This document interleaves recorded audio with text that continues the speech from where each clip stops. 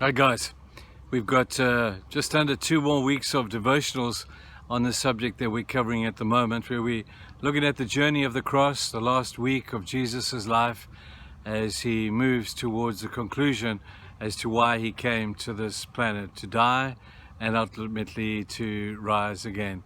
It's an incredible journey. It's an incredible story, one incredible conversation after another.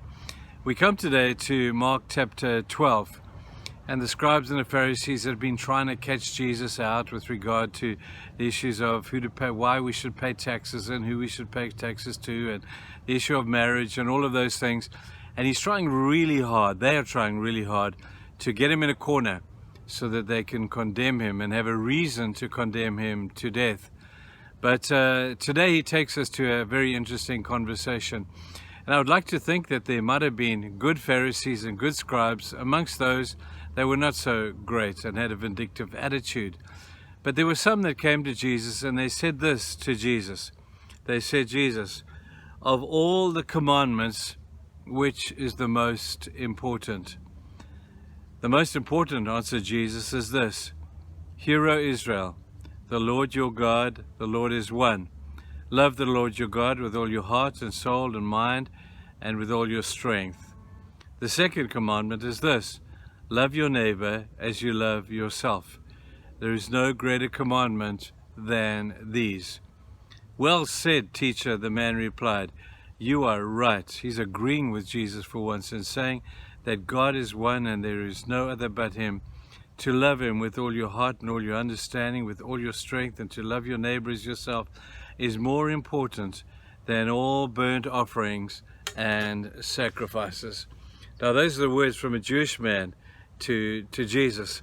And I think it must have thrilled Jesus' heart to find somebody who would just agree with him, somebody who would not be there to be vindictive and malicious and ugly. And here this man is in agreement with what Jesus has to say. Not that we have to be. You don't have to agree with Jesus, but even if you don't, Jesus is still always right. But here's the question, what is the biggest and the greatest commandment? And Jesus said to love God and to love your neighbor. Now, in order to really understand the magnitude of this comment, you've got to understand the culture, both the Roman culture, they were the occupying force in Israel, and also the amongst the Jews. Israel had not been declared yet, but they were the force in Jerusalem that took over the place. And then there were the religious leaders of the day, two contrasting people, both of them ultimately wanting to get at Jesus.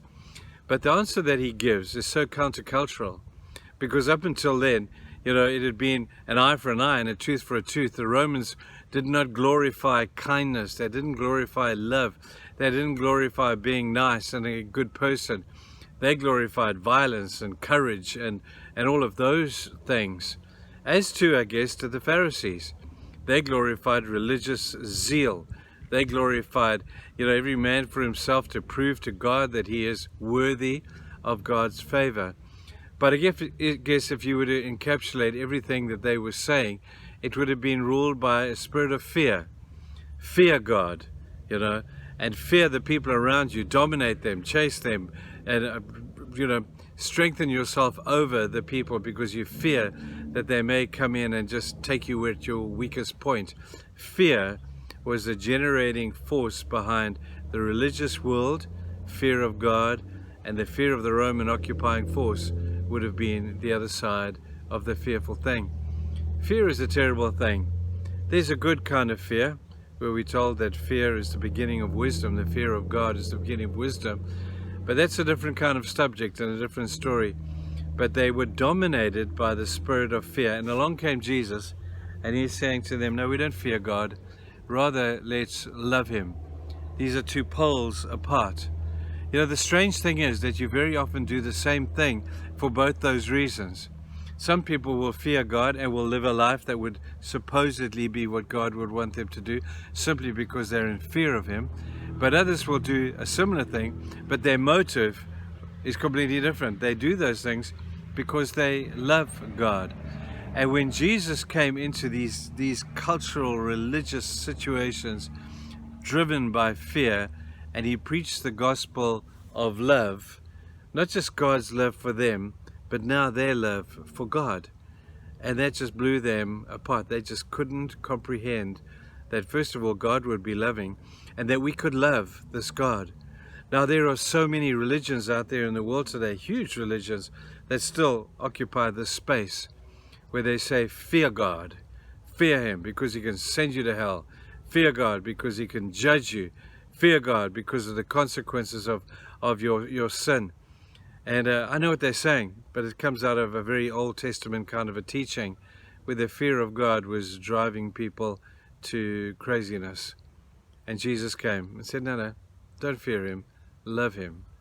Love him. And when you love him, you'll do the same things as you did with fear, but now you'll do it willingly. Now you'll do it with joy in your heart. Now you'll do it with a motive and intention to be a blessing and to be happy and to understand the joy and the peace of God because you love him. Love your neighbor as well, he said. And then a world there was dog eat dog and I'll trample on anybody to get to the top. Jesus came with a message of love one another. Can you imagine, people, if we lived like this today? Can you imagine if the nation of Israel could live like this and trade in their weapons for weapons of love, and love one another and care for one another, instead of eye for an eye and a tooth for a tooth thing? And I understand historically that this is, and I'm not getting into a political agenda here at all, but I just know that the power of love is far greater than the power of fear and vindictiveness and victory physically over our enemy. But it's unlikely to be like that. We know that, because until Jesus comes, that's not likely to happen. But let's learn what it means to love God. I mean, he tells us how to do it with all your mind, your soul, your strength. Love him with everything you have. And then take that love, that because now you love God, he loves you, and the love of God is in you, to love your neighbor as well. It's a great subject. Huge principles. You don't get bigger principles than this. Every other principle in Scripture, obedience to the law, obedience to everything else, all that stuff of sacrifice and everything, is paled in significance to the love of God for you and your ultimate love for him and the people around you. It's a great principle. Imagine if we lived like that. It'd be so cool. Have a great day, and we'll see you tomorrow. Bye-bye.